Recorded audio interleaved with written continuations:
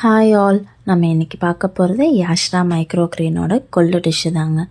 நம்ம வீட்டில் அப்போவே ஃப்ரெஷ்ஷாக பறிச்சுட்டு வந்து செஞ்சு சாப்பிட்ல இருக்க சந்தோஷமே வேறு லெவலுங்க. இன்றைக்கி கொள்ளு மைக்ரோ கிரீனை வச்சு சப்பாத்தி தாங்க செய்ய போகிறோம். இதுக்கு நார்மலாக கோதுமை மாவு, தேவையான அளவு உப்பு எடுத்துகிட்டு மிக்ஸ் பண்ணிக்கோங்க. நம்ம கொள்ளு மைக்ரோ கிரீனை பொடி பொடியாக நறுக்கி வச்சுக்கோங்க.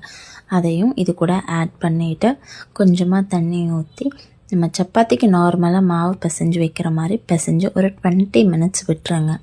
அதுக்கப்புறம் நம்ம சப்பாத்திக்கு எப்படி மாவு திரட்டுவோமோ அதே மாதிரி திரட்டி நம்ம தோசைக்கல்லில் டோஸ்ட் பண்ணி சாப்பிட வேண்டியதாங்க. இது உண்மையாலுமே ரொம்ப டேஸ்டியாக இருக்குது. நம்ம கிட்ஸ் எல்லாம் கொள்ளு சாப்பிட்றதுக்கே ரொம்ப கஷ்டப்படுவாங்க, பிடிக்காதுன்னு சொல்லுவாங்க. பட் இந்த மாதிரி பண்ணி கொடுத்தீங்கன்னா கண்டிப்பாக அவங்களுக்கு ரொம்ப பிடிக்குங்க. அவங்களே விரும்பி சாப்பிடுவாங்க.